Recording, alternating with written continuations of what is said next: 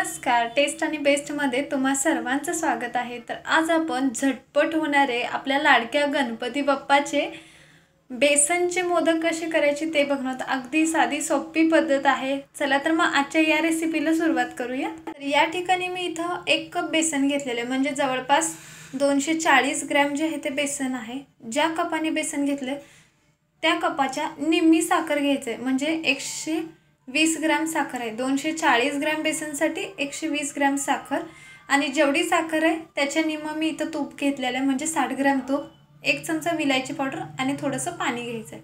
तर सर्वात आधी आपण तूप टाकूया। तुपाचं प्रमाण थोडंसं कमी जास्त होऊ शकतं। मी इथं टोटल 3 चमचे तूप टाकलेलं आहे। तर यामध्ये बेसन टाकूया। मंद आचेवरती जवळपास 20 ते 25 मिनिट आपण हे बेसन एकदम मंद आचेवर लालसर रंग येईपर्यंत भाजून घ्यायचं।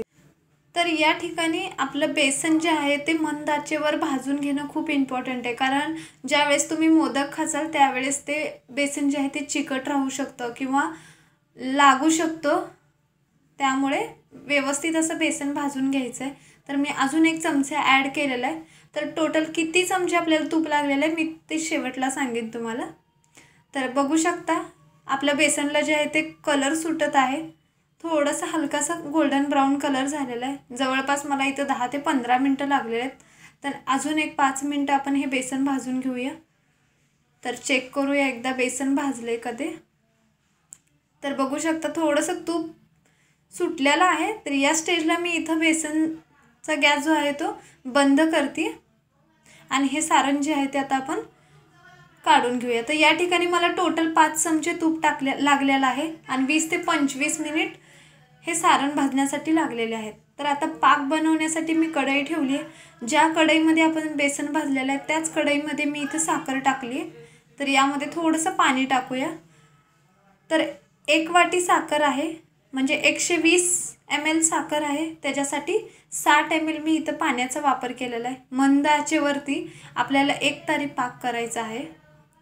तर बघू शकता अशा प्रकारे पाक तयार करून घ्यायचा आहे। चेक करूया आपला पाक झालाय का नाही ते।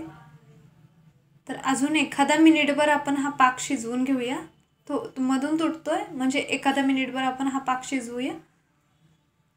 तर या ठिकाणी जवळपास 2 मिनिटं झालेले आहेत। यामध्ये आपली जी वेलची पावडर आहे ती टाकूया, आणि आपलं बेसनचं सारण आहे ते टाकून घेऊया। तर या ठिकाणी गुठळी होणार नाही अशा प्रकारे हे जे सारण आहे बेसनचं ते मिक्स करून घट्ट असं पीठ आपल्याला बनवून घ्यायचं आहे। मंद आचेवरती कंटिन्यू मी हे सारण जे आहे ते मिक्स करत आहे। बघू शकता ज्या वेळेस आपण पाणी टाकतो त्याच्यानंतर 5 ते 7 मिनिटं लागतात आपल्याला हे सारण अजून घट्ट होण्यासाठी। तर बघू शकता मंद आचेवरतीच आपण हे सारण बनवून घेत आहे। तर अशा प्रकारे पीठ घट्ट झालेलं आहे। तर मी या ठिकाणी गॅस बंद करते। तर हे मिक्स करूया आणि एका प्लेटमध्ये काढून घेऊया। तर अशा प्रकारे मी इथं प्लेटमध्ये काढून घेतलं आहे। हे साईडला ठेवूया थंड होण्यासाठी।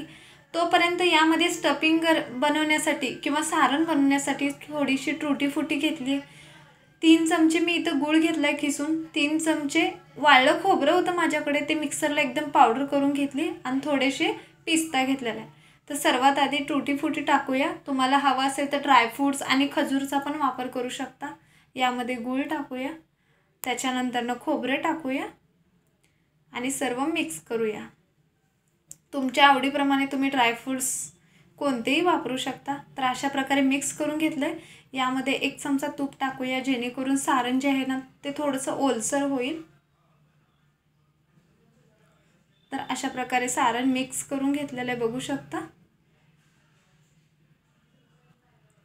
तर हे सारण साईडला ठेवूया, आणि याच्याबरोबर आता आपलं जे बेसनचं पीठ बनवून घेतलेलं आहे ते घेऊया, आणि त्याला थोडंसं हाताने मॅश करायचं आहे, जेणेकरून त्याचं ते पीठ जे आहे ते थोडंसं घट्ट होईल। तर मी हाताला थोडं तूप लावून घेतलं आहे, आणि अशा प्रकारे हाताने मॅश करून मिक्स करून घ्यायचं आहे, जेणेकरून एकत्रितपणा येईल त्या पिठाला।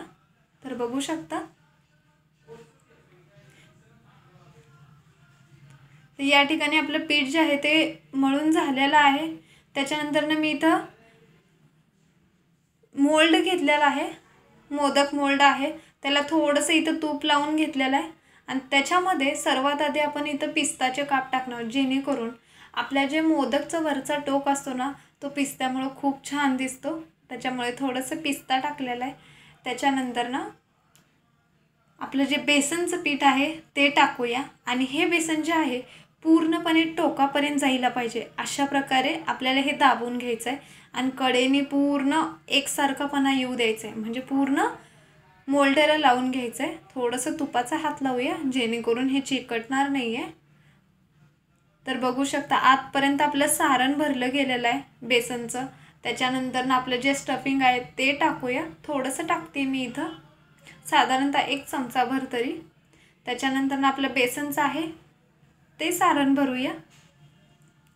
तर या ठिकाणी मी इथं बेसनचा पाक बनवून घेतलेला आहे. तुम्हाला हवा असेल तर ज्यावेळेस आपलं बेसन भाजलं जाईल तुपामध्ये, ते थंड झाल्यावरती ज्या प्रकारे आपण लाडूसाठी साखर नंतरनं पिठी साखरचा वापर करतो त्या प्रकारे केला तरीही चालेल. तर अशा प्रकारे अगदी सहजासहजी आपले मोदक तयार झालेले आहेत. बघू शकता पूर्ण टोकापर्यंत आपलं टोक जे आहे ते व्यवस्थित असं आलेलं आहे. वरचा पिस्त्याचं पण तुम्ही टोक बघू शकता. तर झटपट असे आपले इझिली होणारे आपले मोदक तयार आहेत. अगदी साध्या सोप्या पद्धतीने तुम्ही ज्या प्रकारे बेसनच्या लाडू बनवतात त्याच प्रकारे जर पिठी साखर फक्त त्यामध्ये वापरून पीठ मिक्स केलं तरी चालेल, पण इथं मी पाक बनवून तुम्हाला दाखवलेला आहे. तर यामधला एक मोदक तुम्हाला इथं कट करून दाखवते की आपलं सारण कितपर्यंत व्यवस्थित भरलं गेलेलं आहे. कारण हे स्टफिंग भरल्यानंतरनं खूप छान ह्याची टेस्ट लागते. तर बघू शकता आतपर्यंत हे सारण भरलं गेलेलं आहे. तर आजची ही रेसिपी तुम्हाला कशी वाटली ते नक्की सांगा. व्हिडिओ पाहिल्याबद्दल धन्यवाद.